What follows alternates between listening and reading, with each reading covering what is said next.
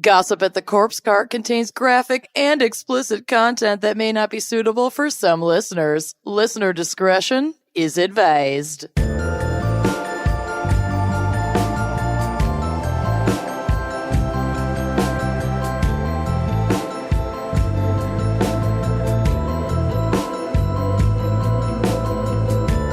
Hello, and welcome back to Gossip at the Corpse Cart. Woo!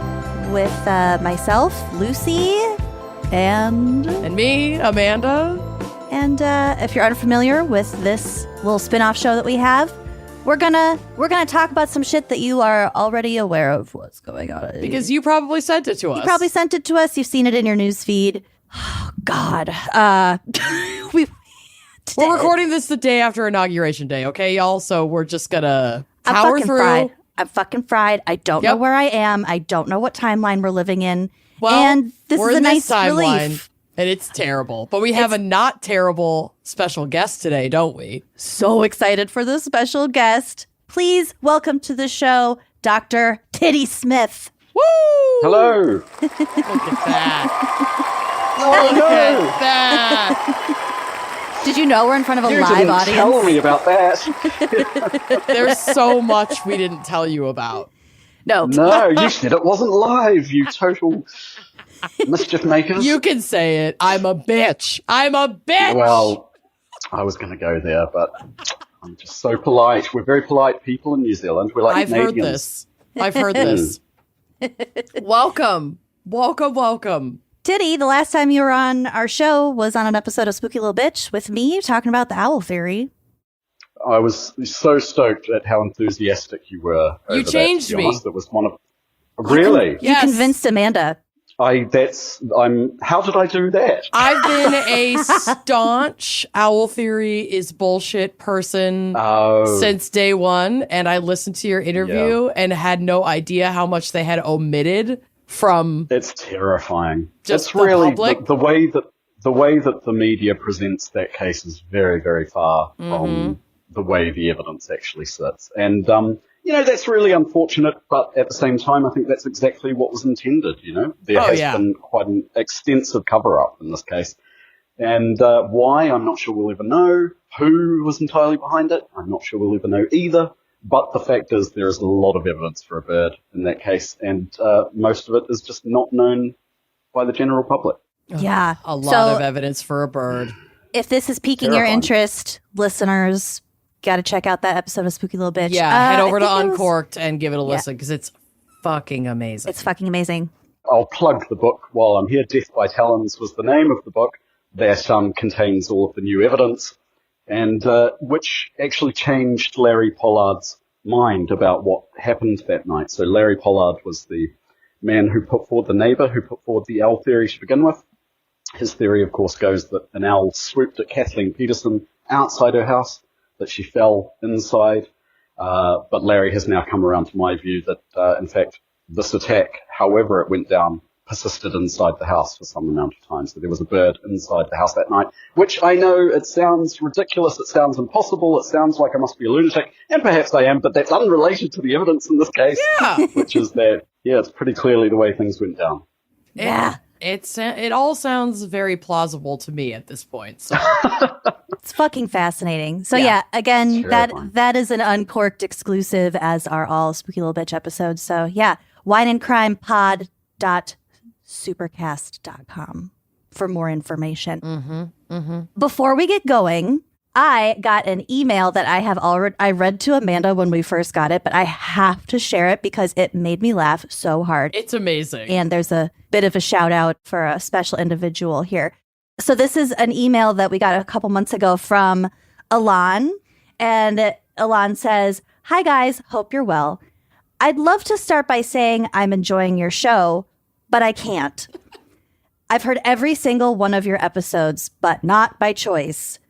My wife and I live in a pretty small apartment where there is very little privacy, and she plays your podcast in the morning when she's in the bathroom. She plays it when hanging out in the kitchen, and she plays it in the car every time we go for a drive somewhere. Everything I know about wine and crime has been against my will." You've been waterboarded with our voices. Yeah. It's fair to... Oh, here we go. It's fair to say that the sound of your voices haunts every day of my life.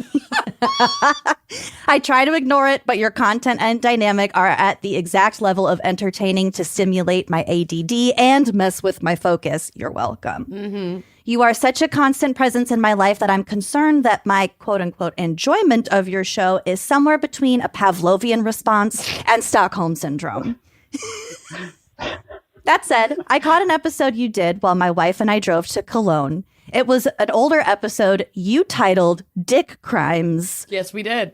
It wasn't a pleasant drive. You did, however, bring up the story of the geisha who castrated her lover. There were elements of the story that rang a bell, so to speak. Oh, God. I work as a... Yeah, right? I work as a movie poster and packaging artist. Coolest job ever. That's amazing. And recently illustrated the cover to a 1969 Japanese docu-film called Love and Crime by Taro Ishii, being released for the first time outside of Japan. Not only does Sada Abe's story get recreated in this film, that was the name of the geisha, but the actual Sada plays herself in the movie for a few brief moments. Hell yeah. I thought you might be interested in knowing that. It's a pretty wild detail, and I'm unsure if that's ever happened before. I thought you might be interested in the film. It's being released January 20th. That was yesterday by 88 Films. I gotta check this out. Anyway, keep up the great work. You make my wife very happy. And whenever I come home in the evenings, my wife enjoys enthusiastically telling me the stories she heard listening to your show. If you want to give her a shout out, her name is Miriam. Hi, Miriam. Unwillingly yours, Elan. Unwillingly yours. That's why I want every Valentine signed this year. We'll take it however we can get it. Unwillingly yours, your husband, Bill. I saw a card at a kind of a sex shop adjacent shop that I was at the other day. It said, "Hey Valentine, what's your safe word?" Aww. I loved it. I like that. Well, Alon, thank you, and we're sorry, I guess. I'm not. Hey, Miriam. Right. We're not. Hey, Miriam. Thanks for torturing your husband. Bringing in another wine and crime husband. What a fantastic job to have as well. Like, I know. really. That's so cool. Illustrating these movie posters. What a cool dude. So yeah, I love it. I'm definitely going to check this movie out. It's called Love and Crime and released by 88 Films. So awesome. Yeah, had to read that at the top because it's great. It's great phenomenal. Message. I love that email.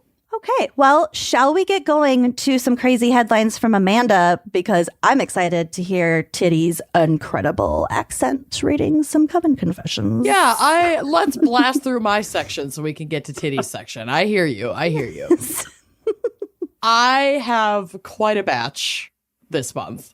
And this first one comes from Agata Borwoska, who says, holiday special, never meet a man. I'm Polish and I feel for her.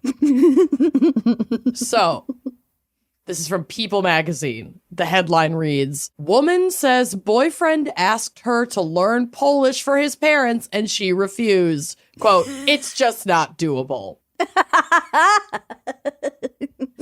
Okay, on the surface, that sounds like a very typical American kind of racist, I'm not going to learn another language. This is America. Everyone speak should English. speak English. But as I kept reading, because I did actually skim this one, I kind of see where she's coming from. So let's just dive in. A woman listed reasons why she said no to learning the native language of her boyfriend's parents before visiting them in Poland for the holidays in just 2 weeks. And now he wants her to stay home. So he's like, we're going in 2 weeks. You have to learn Polish. And she's like, in 2 weeks? Like to become fluent or just like a respectable amount because you're going to Poland? We'll get to it. Okay. The 27-year-old turned to Reddit's Am I the Asshole forum, one of my favorites, to ask if she's in the wrong for explaining to her boyfriend, who's 29, why it's just not doable to learn another language in that short time frame and why it shouldn't be a problem since his parents already speak English very well. Quote, my boyfriend was born in Poland and both of his parents are Polish, but he went to international schools growing up and has been living in the United States for the past 8 years. He speaks English like a native speaker and only speaks Polish around his parents or other family members. The woman who says she has been dating the man for a little over a year noted that she is super excited to meet his family and discover the country that he grew up in. Here's where we started to have a problem, she continued. My boyfriend asked if I could start learning Polish so that I could communicate with his family. I completely understand why he would ask me and have no problem with the idea itself. However, for multiple reasons, this would be complicated for me, so I said no. She also added in her December 4th Reddit post that they would be traveling to Poland on December 19th, which is in 2 weeks. So there's no way I'll have time to learn a language in 2 weeks, especially since Polish is pretty difficult. Yeah. There's so many consonants. Yeah. There's always like an extra Z and a Y for no apparent reason. I mean, all of that aside, the woman went on to list other reasons why she didn't say yes, including being busy learning another language for work purposes. Quote, I currently have a lot of work to do before I can leave for the holidays, so I have very little time to spare. I've been asked by my company to learn Italian for professional reasons, so I feel like starting a new language now would make it all tangled up in my head. Yeah. As a compromise, she told her boyfriend that she'd learn simple Polish words and phrases before the trip. This is I think reasonable. Totally. She also revealed that, quote, both of his parents speak English very well, and unlike me, who could barely read this article, and some of his other family members too, and suggested that her boyfriend just translate whenever there was a communication barrier. Quote, he got angry with me and said that I was disrespectful to his family and I wasn't making efforts to understand his culture. He went on a rant about how Americans never make efforts to speak other languages, she concluded, noting that she already speaks 3 languages fluently in addition to the one she is learning. Give this lady a fucking break. I know, she sounds exhausted. Yeah. He even told me that I think that's what's going on. Yes, I like it's just not doable. It's not fucking doable. I'm too tired. Yes. He even told me that I should just stay here and not come with him for the holidays. The concerned girlfriend then asked Reddit users for suggestions on what to do next, reiterating that what he's asking is just not doable, and users flocked to the comments to share their thoughts. Quote, your boyfriend doesn't seem to understand the language of reason, one user quipped. Ask him this, should we postpone the trip by a year? That should give me plenty of time to master Polish and meet your expectations. To master Polish. I love it. I quite like this one in particular because, am I the asshole? It's very often just a place that people go to rant about the bitchy behavior of their partner, right? And, or, someone else in their life. And it's usually pretty obvious that it's the other person being a bastard, Correct. And, but this one has an element of sort of like, well, should I really be putting more effort into learning Polish? Yeah. It's a question we've never had to ask ourselves, which makes it a bit more interesting. Should I be learning more Polish? Should I have more Polish in my life? I don't spend a single moment asking myself if I should be learning more Polish. I don't. I mean, it keeps me up at night. How does it? For some people, it's a one time. Personally, yeah. Trying to order from Komarczek's Polish Deli here in Minneapolis, I may have thought, should I be learning more Polish? And then immediately was like, no, I'm fine. I got my sausages. I'm good. We had a Polish exchange student in high school. Yes, you did. Gosha. Yes, you did. Margaret. Hey, Margaret. She Sweet might be Margaret. listening. And somebody else suggested, do as he suggested and stay home. He's going to make your time there miserable. This is a harbinger of things to come, and I would think about this if this is the future that you want. Oh. That seems a little extreme to me, but... But he does kind of sound like a dick. He sounds a little bit like a dick. Yeah. He sounds a little bit like a dick. It's just excessive, really. Yeah, it's excessive. It's excessive. It's too much. And his parents speak English anyway.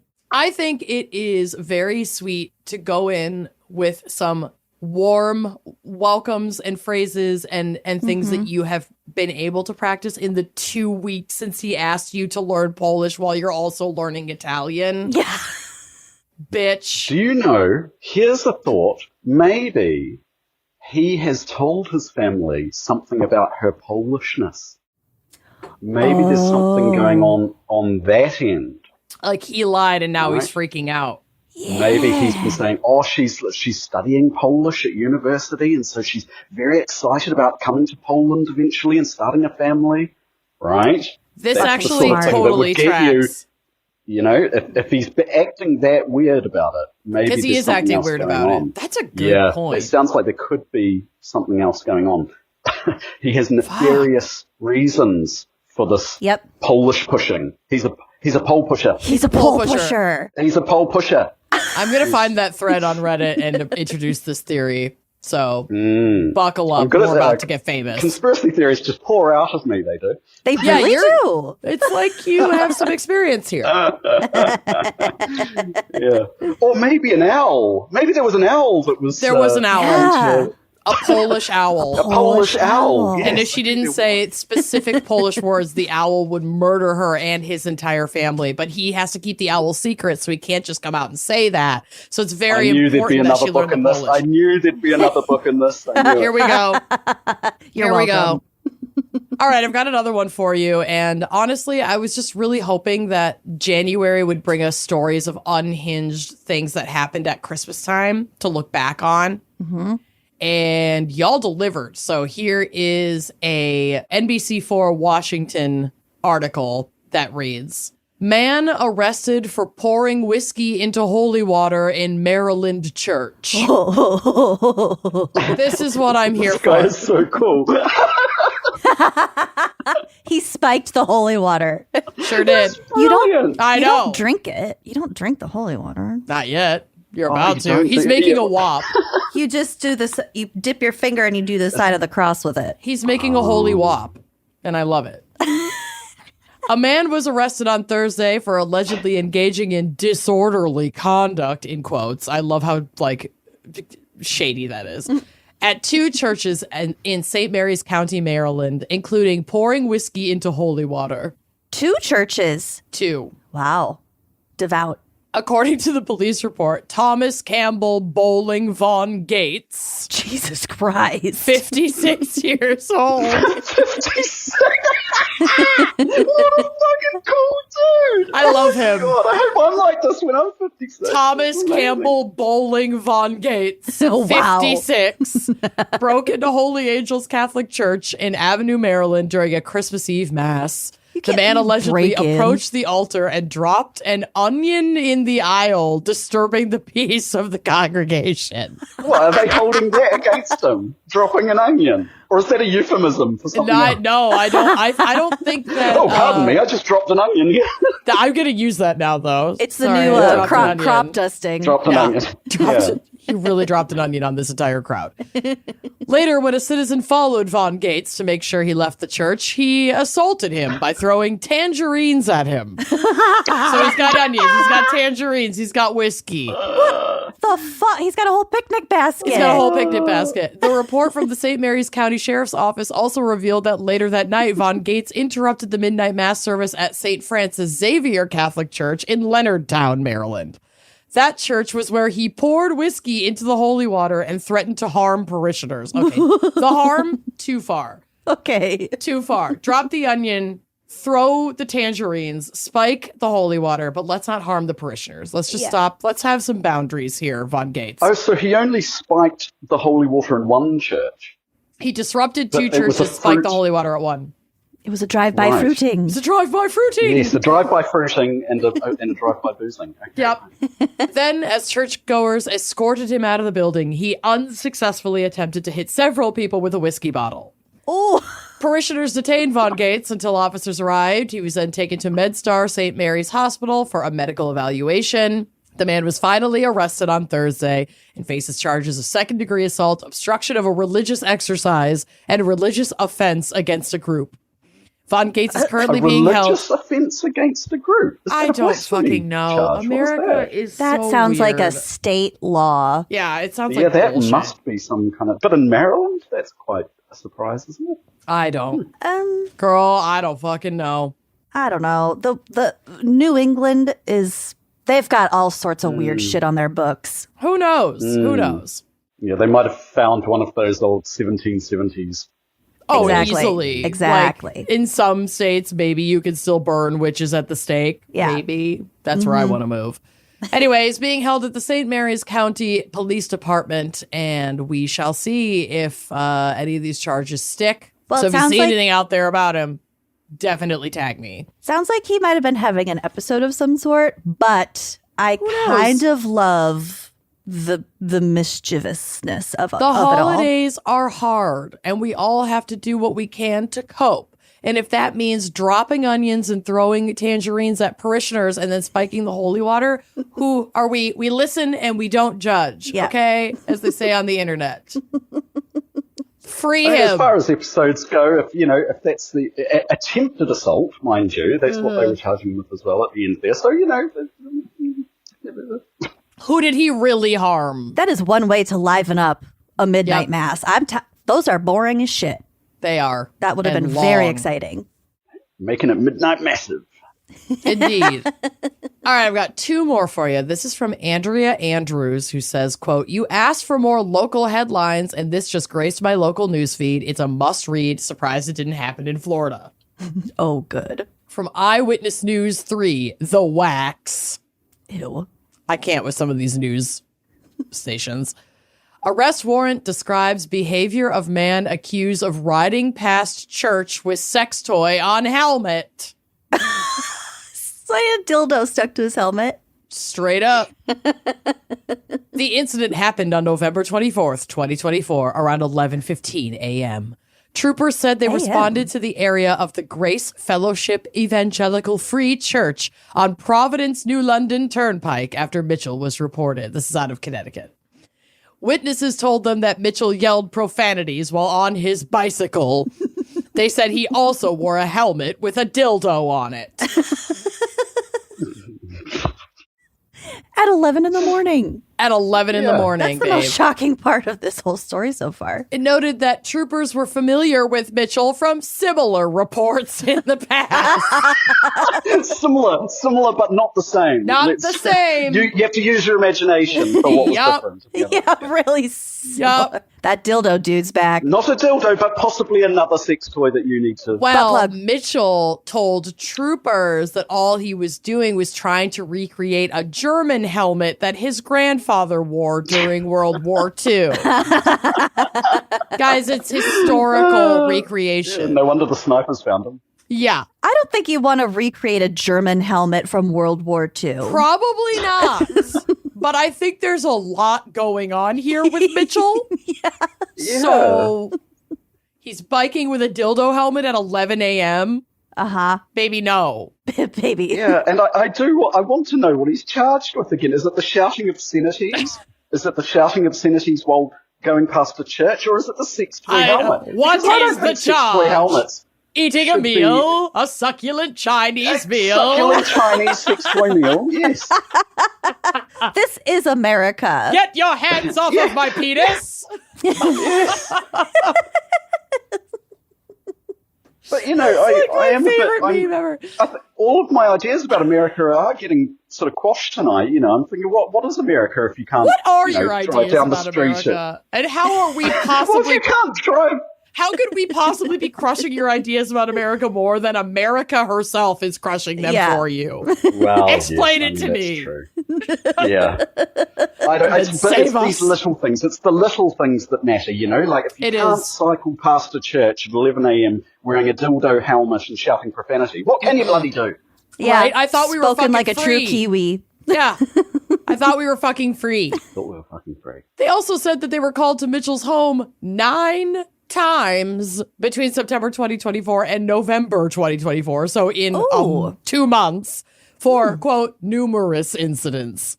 I need to know what these are. Included him riding his bicycle while naked with a cowboy hat on and retrieving items from his neighbor's trash while naked.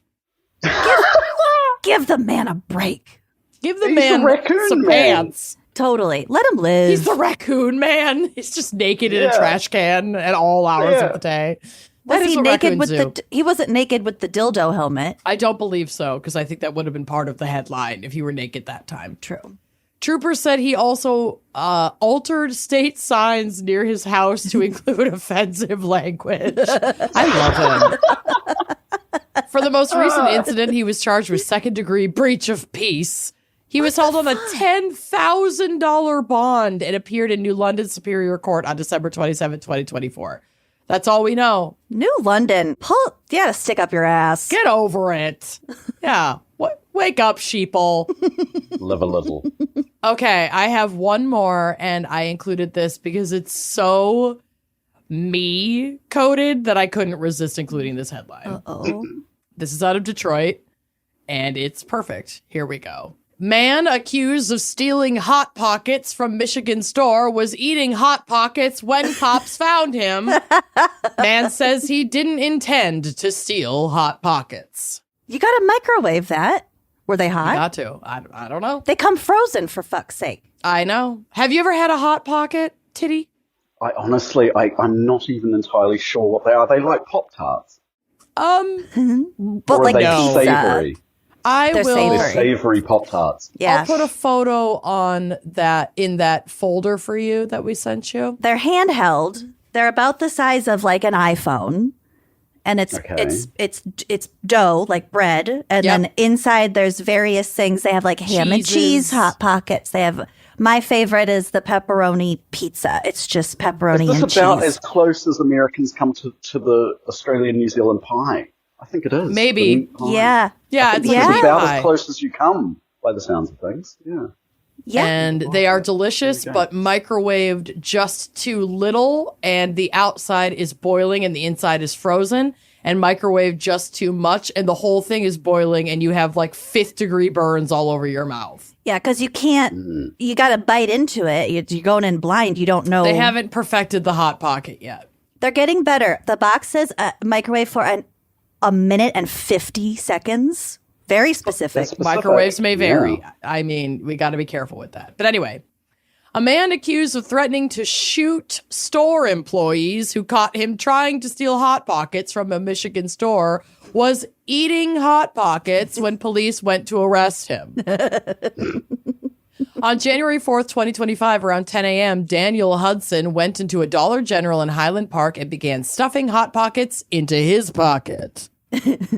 When an employee confronted him, Hudson is accused of taking the Hot Pockets out of his pocket, grabbing a container of chicken wings, and yelling at employees. While doing this, he allegedly showed his gun that was in his coat pocket, his hot coat pocket, threatening an employee that he would blow his head off. Nothing's going to get between me and my Hot Pockets, bitch. Don't try to stand in my way. And just a reminder, like, you don't have to confront the burglar. The Hot Pockets are not worth it. Just let him go. Don't put yourself in danger. Your company doesn't fucking care about you. It is a dollar store. Like, they don't care about you. You're more important than a product. Don't confront the burglar. Burglar.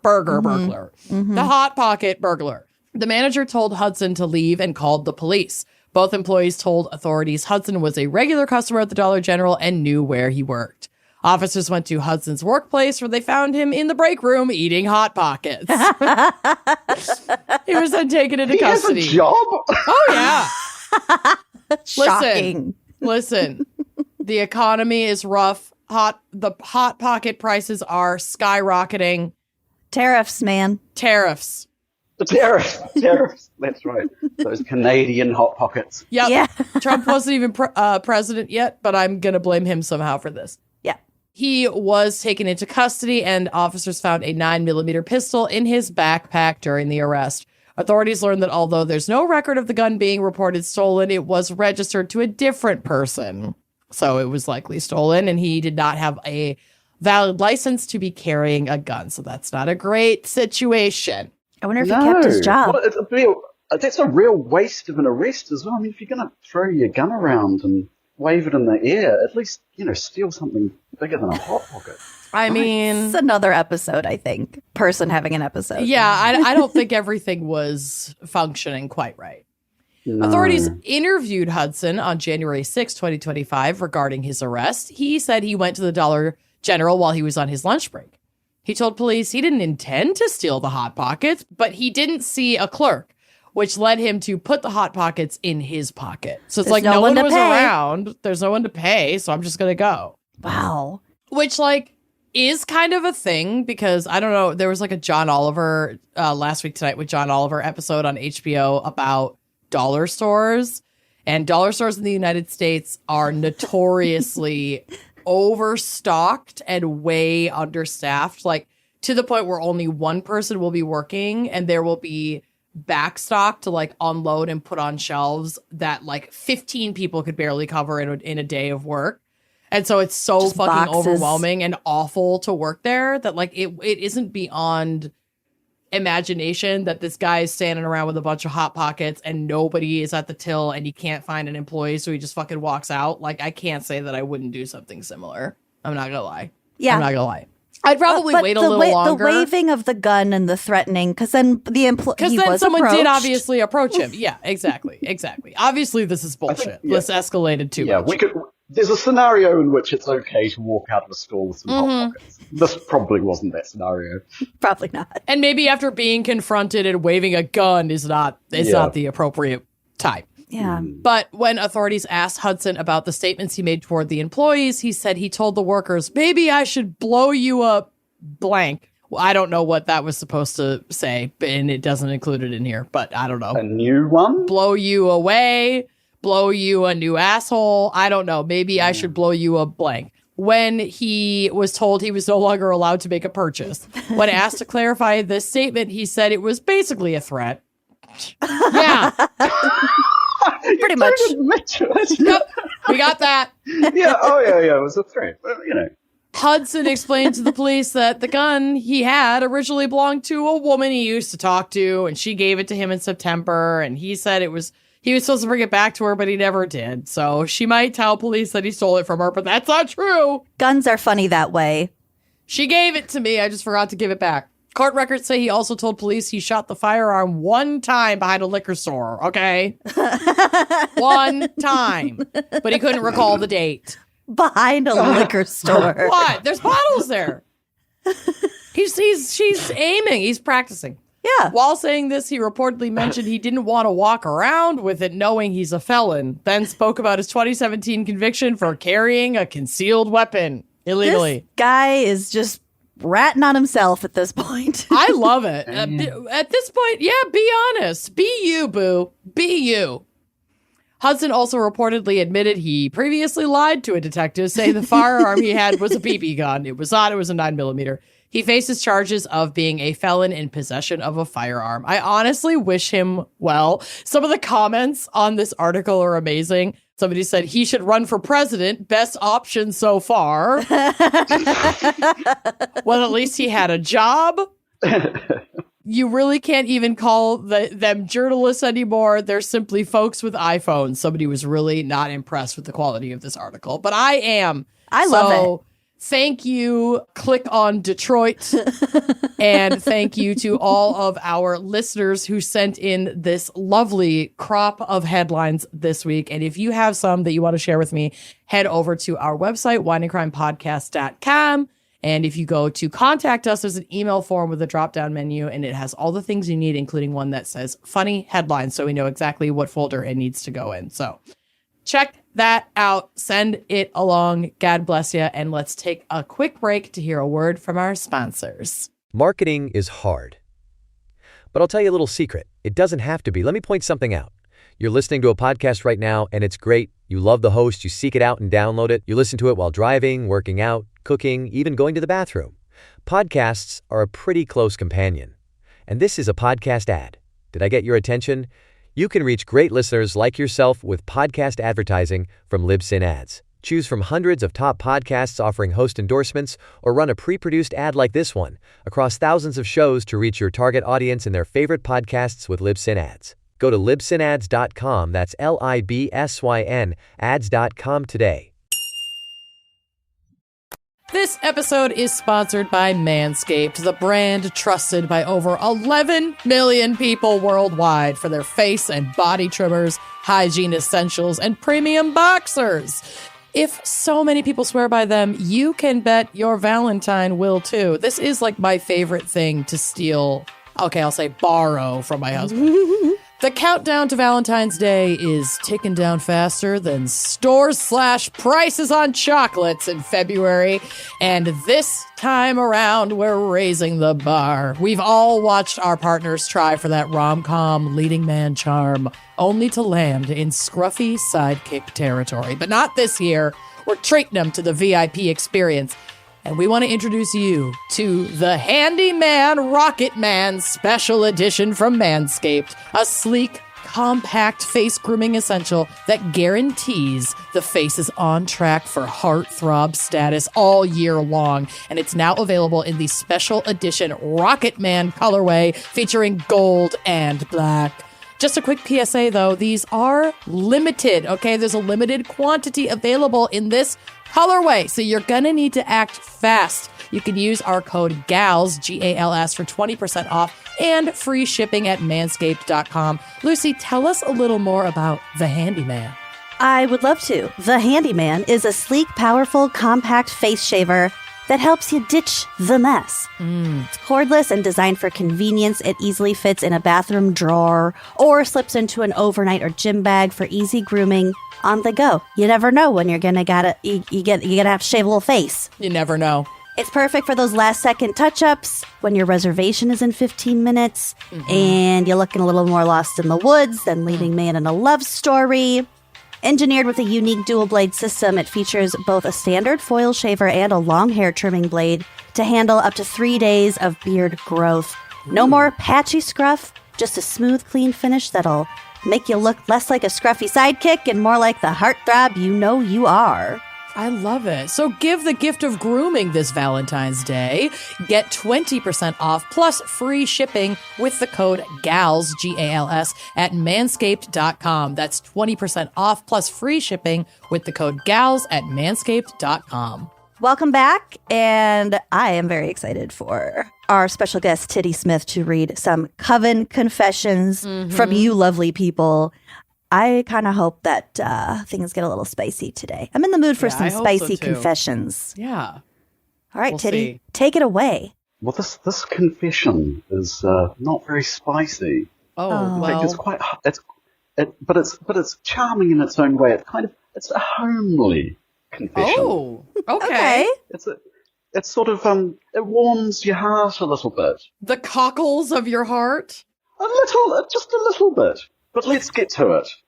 My partner, this is not my partner, this is the letter. I'll start the letter now. My partner is a college instructor who teaches philosophy and math. During the plague in 2020, he taught Zoom courses in lieu of going to campus.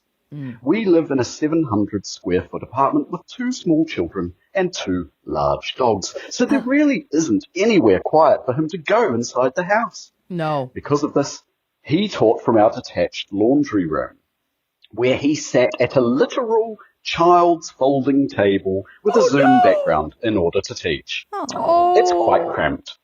And he was embarrassed by the mess in there, so he used a Zoom background as well. Oh, God. Now, he takes his job very seriously. And as you and I can imagine, it's very difficult to get college students engaged in math and philosophy, or as we'd say in New Zealand, maths and philosophy. Because, don't you know, those subjects are a snooze fest. For years, I have tried to encourage him to make his classes more fun. Put cat videos in your slides, I say. Wear a funny hat, I say. Give an extra credit point to everyone that wears a shirt with an animal on it every Wednesday, I say. This still wouldn't get me to enjoy Find math. children's books that are math related. No. Just be a bit quirky, you know. Find children's books that are math related that you can read as a palate cleanser during your 3-hour class. 3 hours? It's always a no from him. Yeah, that's pretty grim, isn't it, really? Yeah. That is fucking torture. Yeah, that's college for you, isn't it? He should get headphones with cat ears on them. He should. That would have helped. Light up cat ears. Anyway, it's always a no from him, and it makes me kind of sad for the students. So, I took the issue into my own hands. Oh, no. Once or twice. Yeah. Now, here you think it's going to get titillating, right? But it's not quite. It's still just heartwarming, right? Once or twice per class, I would interrupt him with something stupid. Sometimes I'd let our dumb, huge pit bull barge into the laundry room. Oh, no, I'm so sorry, darling. He got out. Oh. And this was usually met with squeals of delight and questions, and it very clearly made everyone happy. Well, yeah. Other times I'd ask the 5-year-old to go and grab me something from the laundry room, And he'd run in and say hi to all the students, and they thought he was adorable. And sometimes I'd just straight up go out there and pretend I forgot he was teaching and loudly ask him questions through the door like, is the vacuum still in there? Oh shit, sorry, I forgot you're in class. Oh, she's just trying to liven it up. She's just being a sweetheart. I like to think that giving his students opportunities to see his humanity and little sparks of chaos in his life makes him less intimidating to them. Yeah. Like, hey, this really smart math man is also just a regular dude. Okay, I'm take. not sure if he ever caught on. Yeah, maybe just let him do his job the way he wants to. It's kind of like giving main character energy. And as someone who has a quieter husband who also exudes main character energy, like, if I was pulling this shit when Bill was in like work meetings or whatever, he would not be happy about it. This is like making me uncomfortable. I don't like it. You're already in a shoebox of an apartment. Like, seriously. And we did, I don't know what your quarantine situation was with your partner, Tiddy, but like my husband and I weren't married yet. We weren't even living together yet when we hit lockdown. So we were also each in our own like tiny apartments. I had a dog, he had a cat. We were trying to cohabitate and have like back and forth, but it was really hard. Both of us working from home. This would have not gone over well in a period of already very stressful changes. Yes, that's right. So yes, like just let him have the fucking laundry room. COVID, oh God. Yeah. Like if your partner won't even leave you alone when you're at a child's table in a laundry room trying to work, like imagine how a lockdown might not have been super fun for both sides of that relationship. But kind of fun for the And students. at the risk of getting canceled, that's my initial take. Okay. Maybe this will turn around. So I'll let you finish. Well, it's interesting because she ends the letter saying, "Look, I'm not sure if he ever caught on, but it never made him angry." Okay. All right. Aww. God bless. If he had caught on, I wonder if the stupid interruptions were fun for him. Anyway, she finishes, "If you're a teacher, the secret to success is cat videos, and I won't be convinced otherwise." What's your take on that? The reason this one was sent in was for me is because to read is that I was doing the same thing during lockdown. I was also teaching philosophy, not math, but I was teaching philosophy at the University of Indonesia in my little cramped apartment with my soon-to-be wife. And it was around about that time that I found the suspicious photos of bird droppings in the stairwell that launched the book on the staircase. So that's hell yeah, how that probably relates to my life. Yeah, you had like a fruitful lockdown. Did you have cat videos? I'm one of those very irritating, kooky lecturers. I'm the main character energy. I love it. Me too. Look at I couldn't help myself. They're perfect. Cashiers, I'm such a freak. Oh my God. I would 100% take a Zoom philosophy course from you and love every minute of it. See? Well, she was just trying to help. Also, remember that video of like the like stiff like lawyer meeting and then he actually had the cat filter on? Oh, that's a good Hilarious. one. But it will never beat the, this is giving me was it on BBC? The North Korean, what was he? The commentator on North Korea. Yeah, the expert on North Korea, and then like his kids like toddling like a runner in the stroller. Yeah, like bursts in, and the crawling to close the door at the end. The wife is trying to hide. Just the icing on the cake. And I think, by the sounds of things, our confessor was trying to recreate something like that. Yeah, I get it. It is sweet. The lawyer, that Zoom call was court. I'm and not he was a cat. like, I'm not a cat. I don't know how to turn this up. Oh my God, you guys, we live in a simulation. There's no fucking way we don't. There's no way.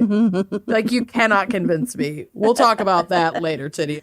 As a philosopher, I want your takes on whether or not we're in a simulated timeline that's meant to be we've solved that one. We do. We solved that one. Because we are. Because we are, and this is meant to torture us, and nothing is real. Oh, yes.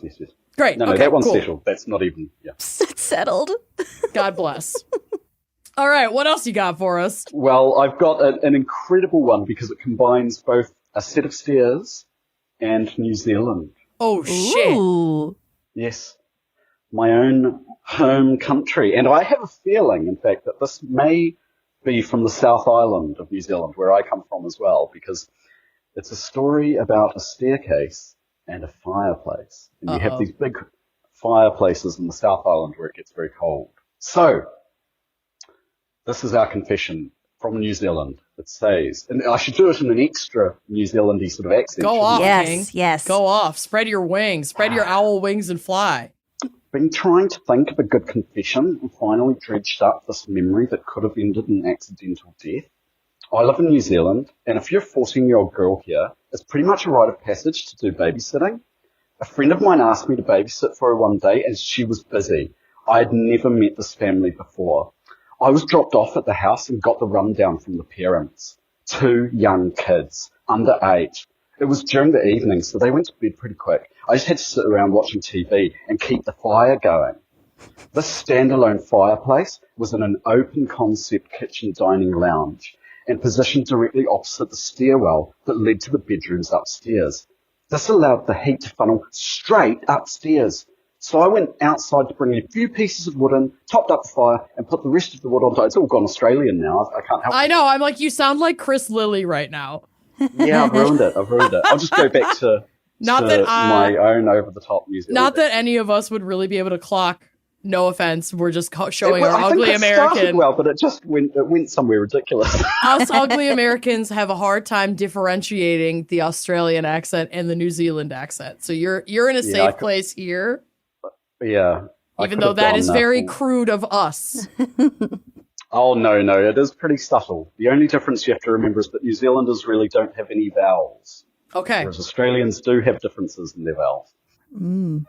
So, she continues, she went outside to bring a few pieces of wood in from the woodshed, I assume. Mm-hmm. She topped up the fire and put the rest of the wood on top of the fireplace, ready for the next top-up. Yes.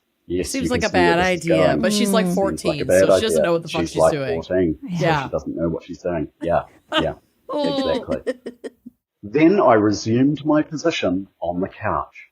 Some time went by, and the next thing I know, the fire alarm is going off. I look over and see smoke streaming straight up the stairwell. Oh my fucking God, what the fuck? I run over to the fireplace and see that the wood I put on top of the fireplace is completely black and smouldering. I've never had a fireplace in my home, so I had no idea that the outside of the fireplace got hot enough to burn the wood. Remember, I was a dumb 14-year-old. Oh, I got water and poured it all over the wood, then ran up to the staircase to check on the kids.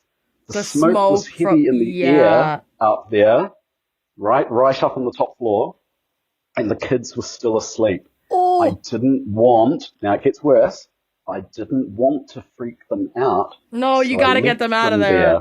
No, so I left them there asleep and instead ran around opening all the windows. Oh my God. But I soon discovered that all the windows had safety locks on them and so would only open a few centimeters.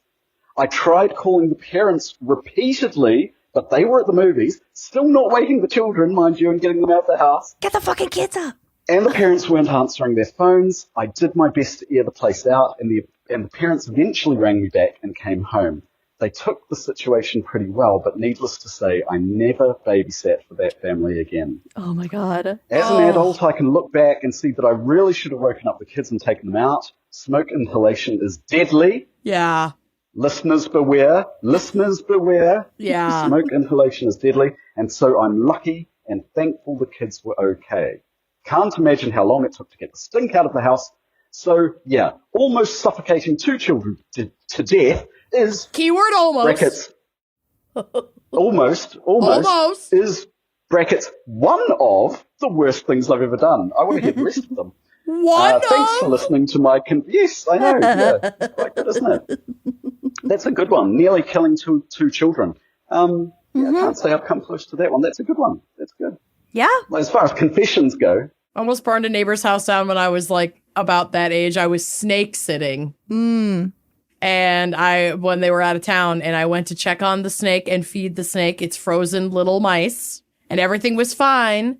But to get into the snake terrarium.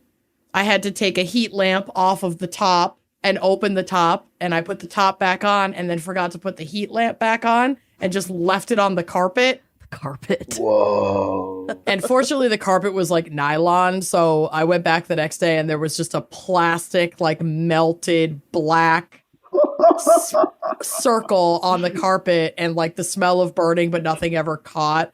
And idiot me is panicking like, oh, I can clean this. I was like trying to clean it with bleach and then like snip melted plastic the burnt parts off with like cuticle scissors.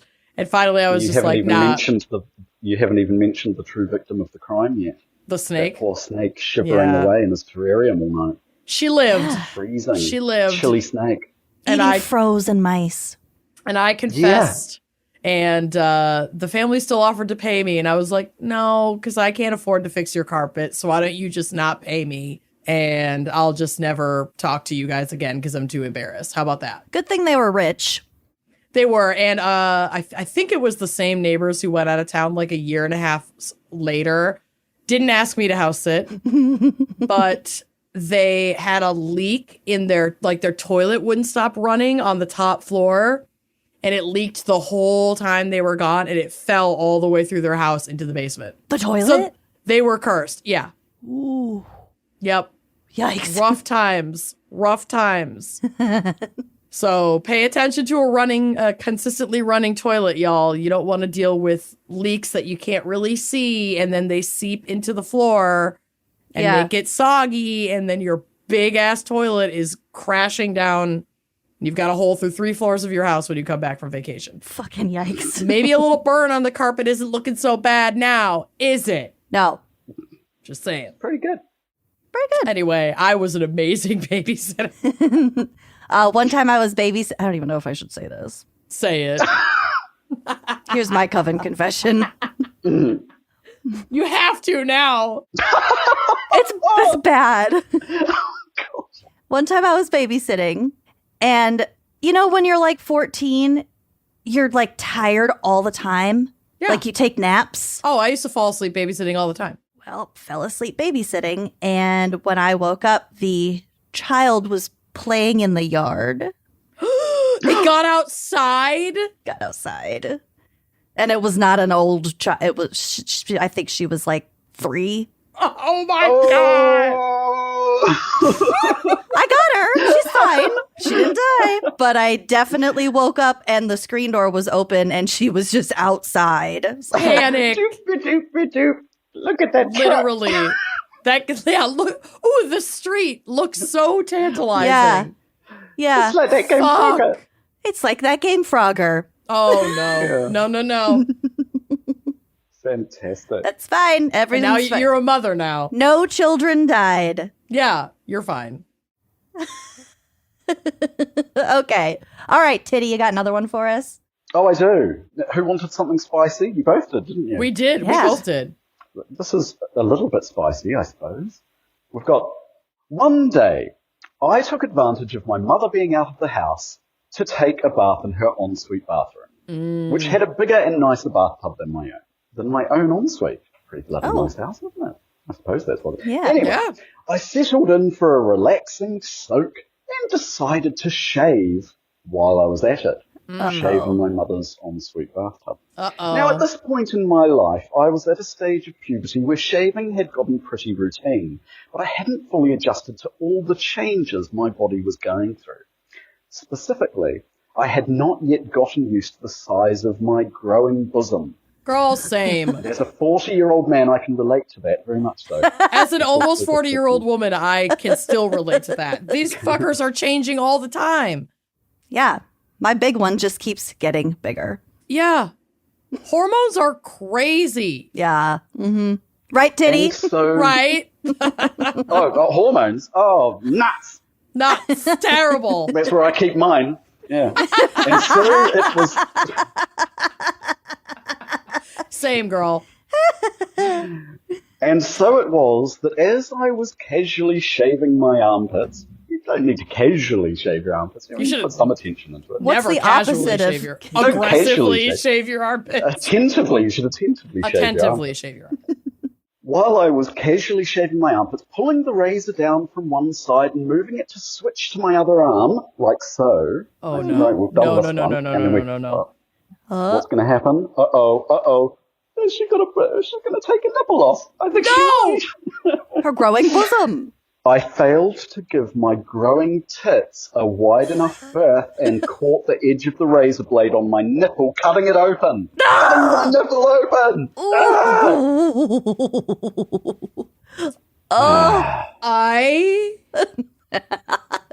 Let's take a moment to enjoy that image. Oh my god! Oh, like the tip of it. Didn't one of our friends in high school like drop her hair curling iron or something into her? Blangela Blarickson. She dropped her curling iron into her bathrobe. Yeah, and like burned her nipple off. She said she burned off her nipples. I burned off my nipples in a tanning bed before Sweetheart's senior year. Wait, did you see this burnt off nipple, or was this just something I think she showed us, I think she did. I also showed my burnt off nipples to everyone. My nipples weren't burnt off. My boobs were just so burned that you couldn't see where boob ended and nipple began. It was like all one color. Yeah. It was just all pink. It was all pink. Red. Oops, all pink. Oops, all nipple. Oh my god. Ow. The nipple nick. Nipple nick. I nicked my nip. A little nick of the nip. So she continues, it bled so much more than a tiny cut on a tiny nub has any right to bleed. And the pain was memorable. Yeah. It stung like a paper cut. As I assume if there was any soap involved, it's very, very... Oh, yeah, soap. Oh, my God. I clutched at my tit like I'd been shot. And rushed over to my mom's medicine cabinet. I can never say it. There's no way to say that with a New Zealand accent. Rushed over to my mom's medicine cabinet. To my mama. I rushed over to my mama's medicine cabinet. There you go. And then, I had to do the whole sentence. You nailed it. You sound like Matthew McConaughey. If only I was as trim as he is now. I then proceeded to pack a ridiculous amount of gauze and bandages over it, basically making a binder on my chest as every small movement struck me with more titty pain. Oh. Titty pain. Titty pain. Oh, they chose it for me because of the titty. That's what I was thinking. What's this got to do with me? How does he know about my enormous breasts? And then I realized. We all know about your enormous breasts. Your growing bosom. Is it out there? Is the news out there now? The rumor has spread. Yep. Yeah. Yep. It was probably those photos, wasn't it? But it was all the photos that you put on the internet. People magazine really should have warned me because I would have paid to use those photos. I know. They screwed you over. The internet never forgets. Yeah, that magazine. Tell you what. For the rest of the day, I walked around like an 80-year-old with arthritis, barely moving my upper body to avoid any jiggle. Oh. For my mama's part, she didn't say a thing, though I'm sure she noticed the ridiculous padding under my shirt and me wincing every time I twisted the wrong way. I have to imagine parents always notice this shit and just are like, you know what? This is one that I'm not going to ask about this time. I'm not going to touch I don't know what the fuck she did. And I don't know if I want to know. We're going to pretend this isn't happening. That's that's got to be a parenting decision. Yep. You're still alive. I'm not getting into it. Yep. I'm not going there. Mm-hmm. If she wants to tell me, she'll tell me. I don't know. What would you do? Really, I would be worried. I would say, what's going on with your tits, girl? What if there's something, I think as a parent, if your child was walking around sort of, oh, my breasts, you'd go, what's wrong with your breasts? What's going on with your tits, girl? Yeah, right. You're bleeding through your shirt. What's going on? Yeah. Something's off. Bleeding.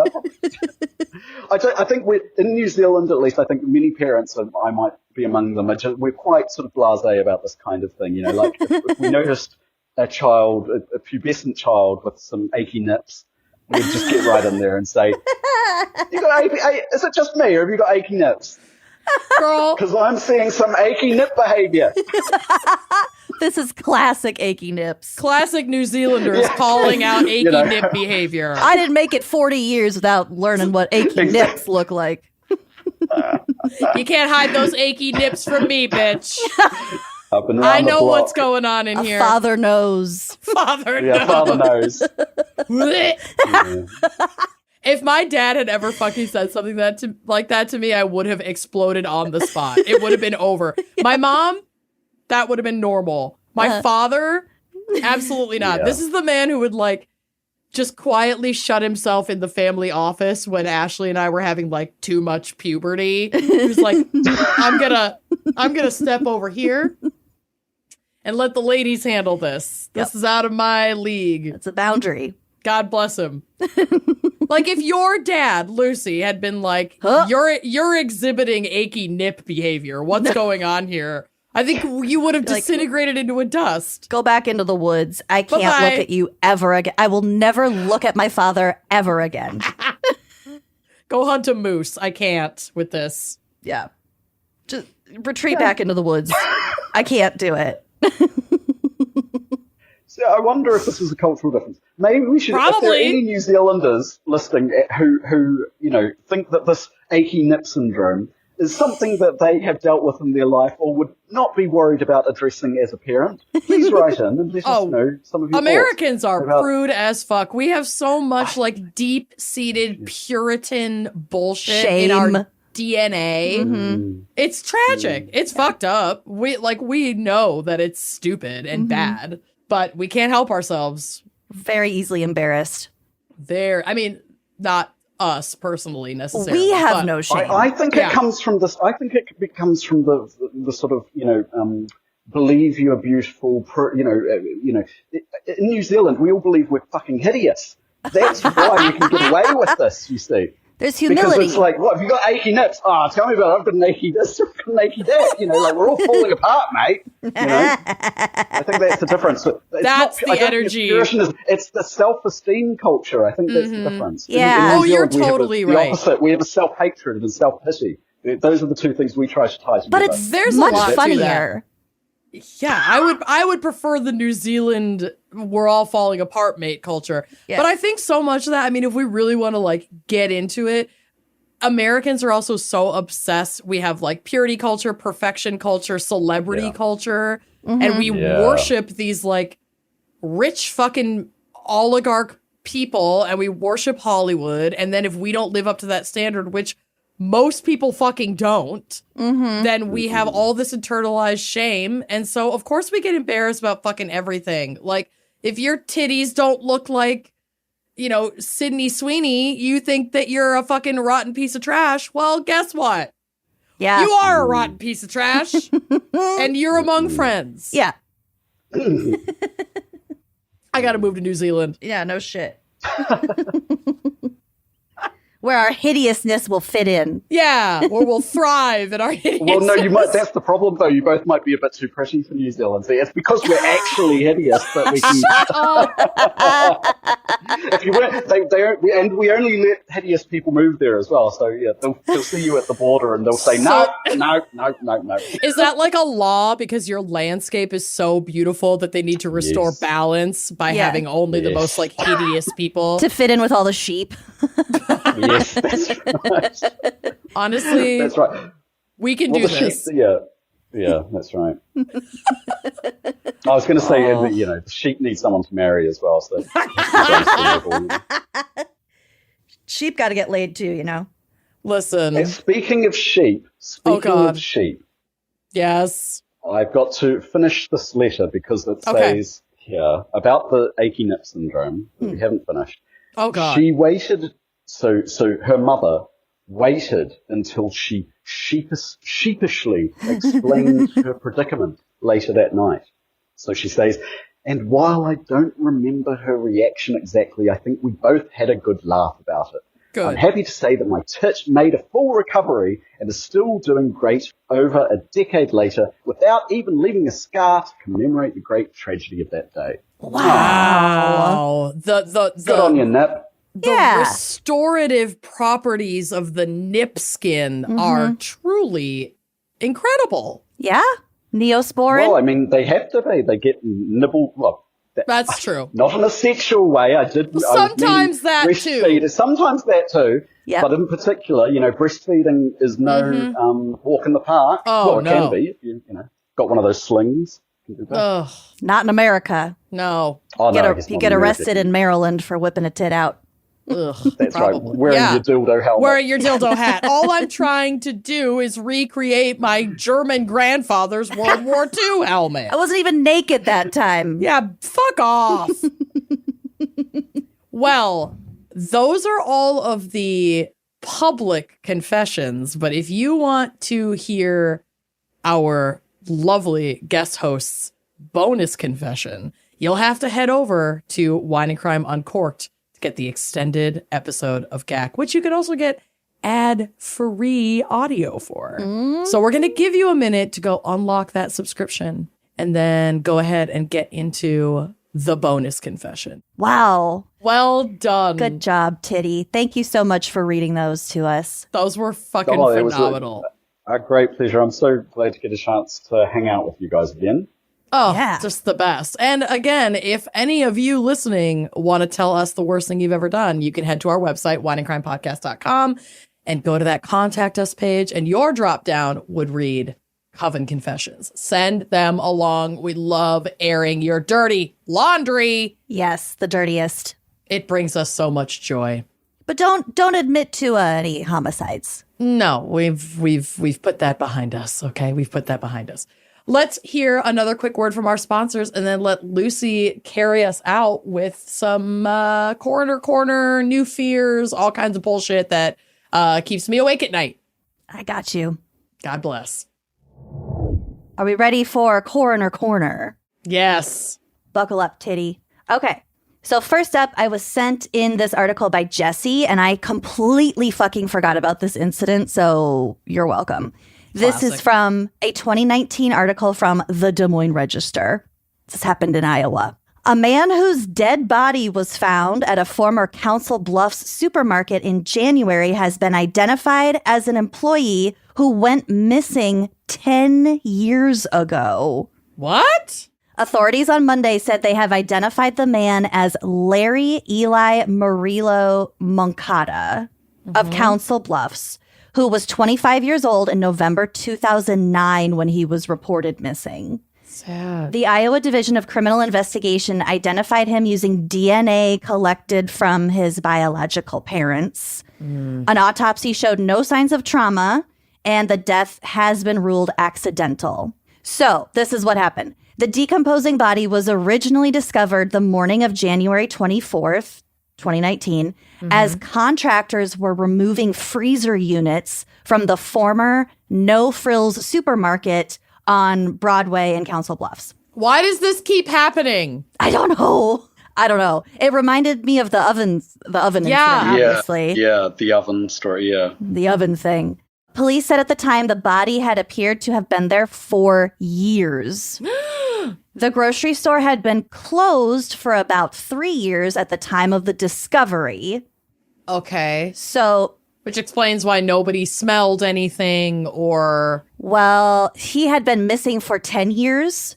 The grocery store had only been closed for 3 years. Yeah, that's quite... And even when you evacuate a supermarket like that, once it's closing up, you'd think you'd get everything out, all the stock out, empty everything. You'd think in just closing the store, somebody would notice something. You'd what think? The hell? No frills. No frills indeed. They meant it.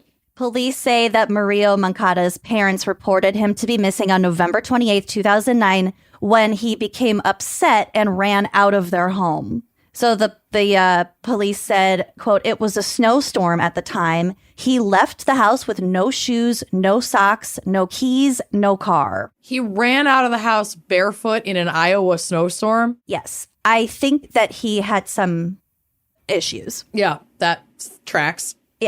Like, we're not using logic in that moment. So he was distressed, clearly, and maybe having some sort of episode. Yeah. I think it addresses that in this article. Okay. So they said that he worked at the supermarket at the time of his disappearance, and he was not scheduled to work at the time that he would have entered the supermarket. So he just went straight to his place of work. Just a place that he knew, like autopilot. Yeah. Yep. And management did say that it wasn't uncommon for employees to like enter and exit the store when they weren't on their shifts. It was a supermarket. Yeah. Maybe they got a discount. They'll just go get their groceries or whatever. Police said former employees at the supermarket said it was common. Okay, this is the part that doesn't really make sense to me. This doesn't make sense. Police said that former employees at the supermarket said that it was common for workers to be in the space on top of the coolers, the space over the coolers, which was used for storage. But so workers would just go up there and hang out, nap? I guess, yeah. Investigators believe that Mario Moncada went into the store after leaving his home and climbed up on top of the coolers, where he fell into a gap between the back of the units and the wall. So there was a gap between the coolers, and it was about 18 inches wide. And he got stuck. And he became trapped. Oh. It would have been about a 12-foot fall. So he's 12 feet down in this 18-inch gap, and the noise of the freezer units would have made it difficult for anyone to hear him if he was yelling for help. Oh, my God. So they said it's so loud, there's probably no way anyone heard him.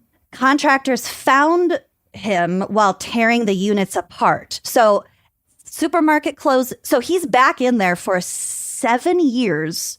Then the supermarket closed. Then these contractors came in and were like tearing everything out to like, you know, make it into something else.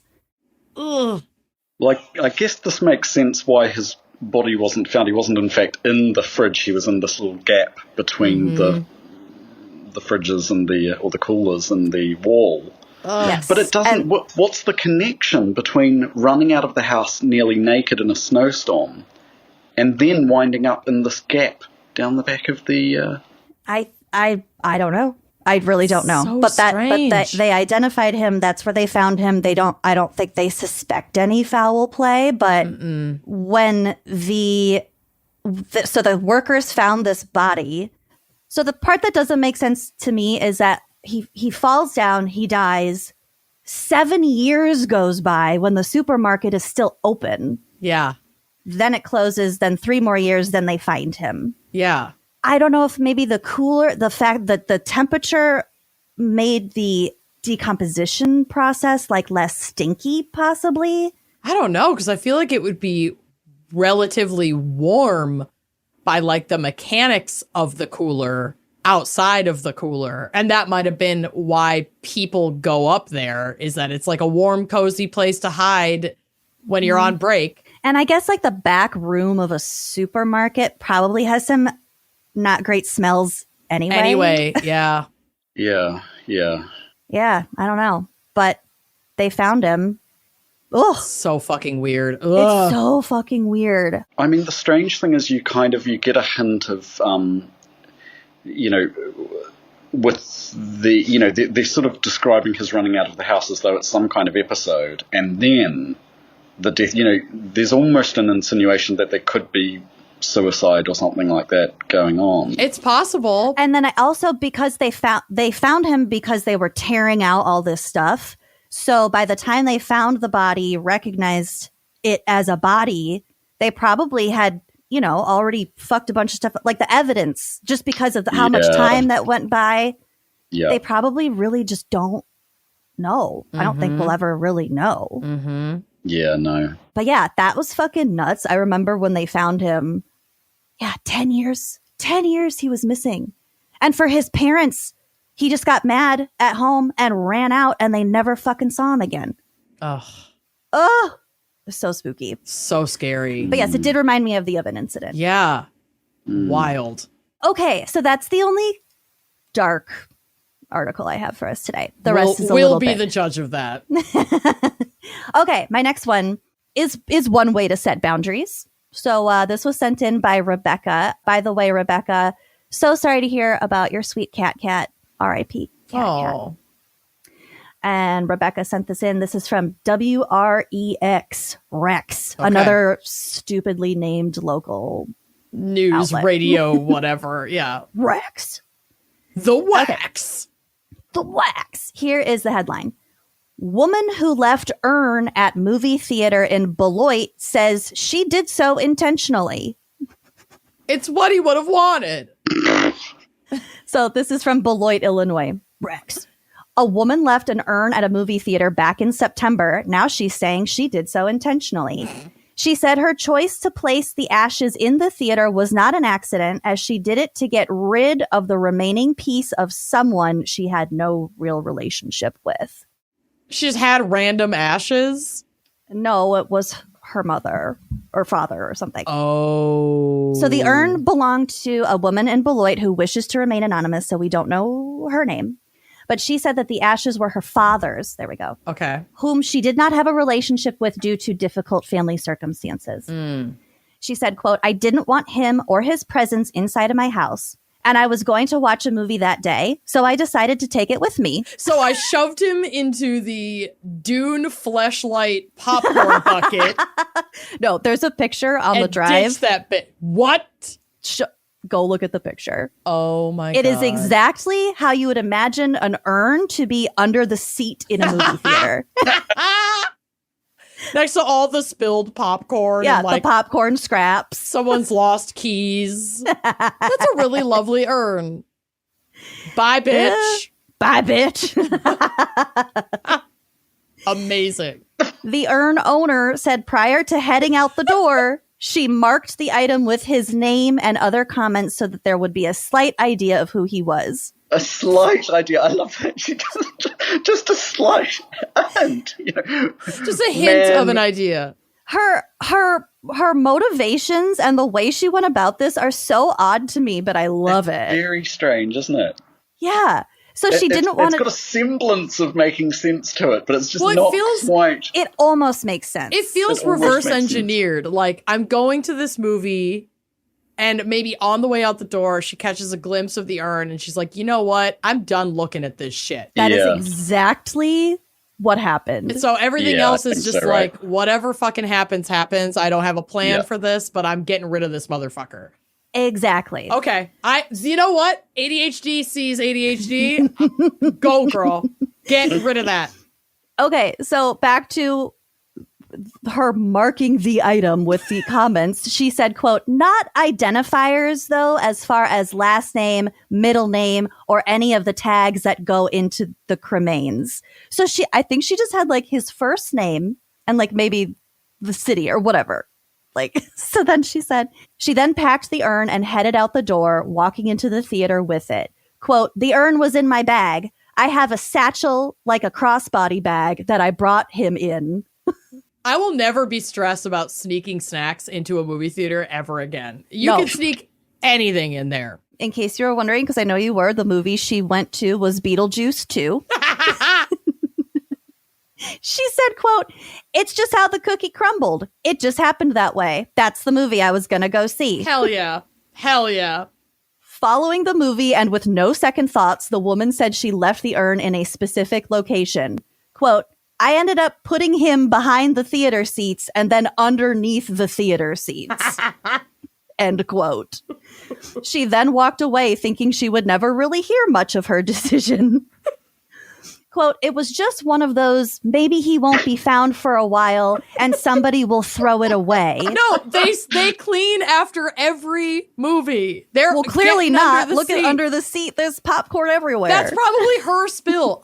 Listen, as someone who eats popcorn like an absolute fucking animal, that easily could have been one sitting's worth of spilled popcorn. True. Easily. Okay, so maybe somebody will throw it away. Maybe the theater will post it on their Facebook page, which I looked for that, and nothing happened.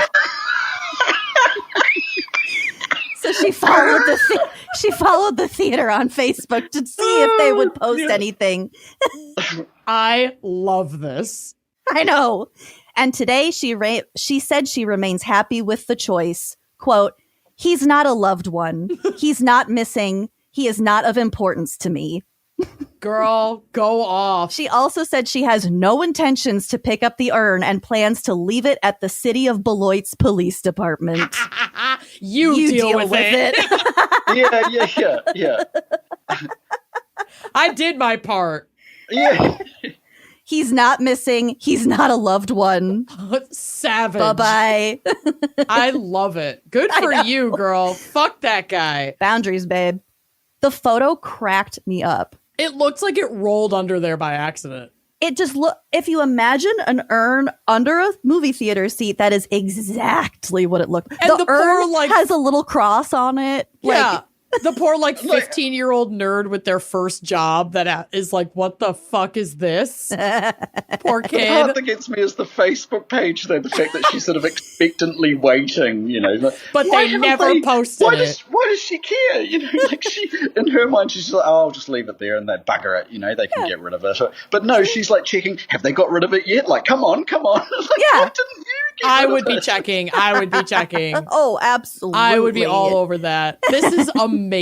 I wish I hated a loved one enough to do this with their ashes. Yeah. But thus far, I don't have anyone's ashes that I hate. So I don't know. Maybe this isn't in the cards for me, but if it ever is, I'm going to Beetlejuice 2. Beetlejuice and rolling that motherfucker under there and walking out. I wonder if it would be like, isn't this episode of The Office, or they're at a theater, they're at the dinner theater, and the bottle rolls all the way down and hits every single. Michael sneaks the bottle of wine into Andy's performance of Sweeney Todd, and it's so loud. It disrupts the entire performance. And then he brought balloons and they pop on the ceiling. That would have been perfect, but that didn't happen. She really got it snug in there. From her quote, it sounds like she said it in one spot and then she moved it to another spot. Love it. She rethought her plan. Yeah. Okay. She had a semblance of a plan. She had an idea of a plan. And she is anonymous, and I fucking salute you. Yep. Anonymous in Beloit. Mm-hmm. Okay. So lastly, I have an obit. This was sent in by Mandy. Okay. So this obituary is for Kenneth. Okay. I don't know how to pronounce his nickname. I think it's Kenny, but it's spelled Kenne, like Kenne. Probably Kenny. Kenne. Penne. Kenne. Kenne. Okay, so Kenneth Kenne Joseph Pluhar Jr. All right. From Alton, Illinois. Kenne died in ICU at St. Anthony's after losing a battle with sepsis at the age of 62, after 50 years of crap starting with everyone and everything he could find to fight in Alton, Illinois. And now his ashes are under a movie theater seat at Beetlejuice 2, bitch. He wasn't a loved one. At AMC Beloit. Yeah.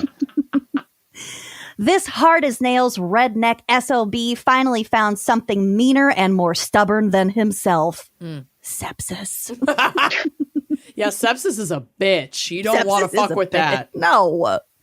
Like any good card-carrying, Ray-Ban-wearing, camo coverall-loving redneck, Kenne had 3 true loves: hunting, fishing, and drinking. Okay. He liked, quote, both kinds of music, country and Western. Like every sad cowboy song, he couldn't stay married, but that didn't keep him from trying again and again. He had a total of 4 legal marriages and divorces and 1 common law marriage under his belt that we know of. His first marriage to Tara Berry, excellent name. Yeah. Produced his one and only child, again, that we know of, Helea Milner, of whom he was extremely proud, mostly because she is almost as big of a pain in the ass as he was. And she kept the pain in the ass line going by giving him his only grandchild, Sydney Milner. He was preceded in death by his mother, Connie Sue Donaldson, who, till the day he died, he called his mommy. Aww. Proof positive that even the biggest assholes, jerks, have a soft side. they put jerks in parentheses as in if case we don't know what an asshole is. Yeah, not. I don't mean a literal asshole. Just No. to be clear, I do mean like like someone who's annoying or a bad person, a jerk. You know? I wonder if they did it in i.e. case jerk. they wanted to give an option to the publisher to not print assholes. I think, well, they say pain in the ass several times. Yeah, I don't know. Yeah. I think they say asshole again somewhere in here. Oh my God, Ray's tail in your face. I can't. I know. God, between a sick child and a demented cat, I'm going fucking nuts. Okay. Even the biggest assholes, jerks, have a soft side. You just might have to dig deeper to find it. His father, Kenneth Joseph Pluhar Sr., is still around, though, and he was sure to teach Kenne the best ways to be emotionally unavailable and yet overly sensitive, all rolled into one. It's a strong family trait passed down generation to generation. Sharing in the Pluhar family heritage are Kenne's siblings, all of whom managed to outlive him, which is no surprise, seeing as he was equal parts daredevil and lush. I mean, seriously, he probably invented the phrase, "Hey, y'all, watch this." What a takedown in this obit. I love how this is written. It's so sassy. Yeah. But they're not paying. I mean, are they paying for this by the word? Because they're doing pretty well, aren't they? Yeah. Yeah, they're all obits pretty are well-to-do family by the looks of things. expensive. From first to last, they all loved him till the end, which is a miracle, seeing as he took the idea of being hard to love as a personal challenge. Oh, God. So siblings Diane Myers, Eddie Pluhar, Amy Ernice, Susie Bazilian, cool, and stepsister Claire Weingad, who were fortunate enough to grow up completely separately, so she is likely messed up in other non-Pluhar ways. It's got to be an in-law that wrote this. It's got to be. The Pluhars. He is also survived by a plethora of nieces and nephews that he terrorized and traumatized in countless and original manners. Truly, it was survivorship when it came to Uncle Kenne. Ugh. This is a long obit, so yeah, by the word. Originally from Oak Ridge, Tennessee, Kenne had a green thumb, was outdoorsy, and was a skilled carpenter. This meant he was great at growing his own weed and was champion of hide and seek for $2K a week, where he worked when he worked for the union. Does that just mean not showing up for your job? It sounds like it. Doing fuck all for his job. Hide and seek for $2K a week. Good for you. When he worked for the union. So they're shading the union too. Totally. The shade is meta. He actually was a halfway decent carpenter. People bragged about his craftsmanship if you could convince him to show up and work, which most people weren't capable of accomplishing. Oh. Kenne spent an inordinate amount of the last 5 decades on his buddy's farm. And if you didn't pay close attention, you might have missed the fact that his non-sexual life partner, a.k.a. best friend, a.k.a. Mike Norris, actually owned the farm, not Kenne. There's just there's a lot of deep-seated stuff in here. They're really letting it all out. Yeah. They're processing a lot with us. He didn't allow details like that to get in the way of a good story, like the time he actually saved someone's life by being prepared for the end of times and commie attacks. It's all over the place. This guy is really like guns, drugs, and Jesus. Yeah, doomsday prepper, hates the communists. Prepping for commie attacks. Yeah, he sounds like a real gem. Also, no explanation of the life that he actually saved. That's the only mention of it. Yep. Kenne was good at just about anything he tried to be good at and was wicked smart, but that didn't stop him from trying his best to do absolutely nothing except drink, smoke, and listen to music. God bless. We will be celebrating his life the good old-fashioned Kenne way with a party at the Wood River Moose 730 in Wood River, Illinois. Friday, March 24th. Doors open at 5:30. There will be food and beer that you don't have to pay for, Kenne's favorite, at 6 o'clock. And people will start talking crap about Kenne and his life around 7. Although there will be music and mayhem, don't plan to stay too long. We're going to kick you out at 10 p.m. Save your money. Please don't send anything, flowers, donations, etc. Take a trip to the dollar store in Kenne's honor instead. Steal some Hot Pockets. Take Full your circle. Full circle. Take your gun. Oh my God. Wow. threaten Don't take management. your gun to the dollar store. Take your gun to town. You do such a great American accent. You really do. All you have to do is talk about your gun and everyone will just assume you're American. That's the secret. Mm-hmm. So that is my corner for this month. What a ride that obit was. Such a takedown. Bravo. All over the place. All over the place. Obviously who wrote that didn't particularly care for the Pluhar family. Not really. And the lady ditching the urn. We're all about familial stressors. Strain. Yeah. Tiddy Smith, thank you God. so much for joining us. Angel. Thank you. It's been fun. Please do you have anything you want to plug or tell us where the people can find you to support your work, to engage with your work? Yep. I've got something I want to plug. This is my little Yorkie. Oh my God. That's been there the whole time? Why the fuck are you just showing us this? Sleeping right through it. Look at What's his name? Gus. He's Gus the Yorkie. He looks like a wig. I know. Sometimes I just put him on my head. He looks like a discarded wig. I love him. Gus. Yeah, he's pretty gold. Oh my God. Well, screw your book. We want to see more of Gus. Yeah. Fuck your accomplishments. Thank you.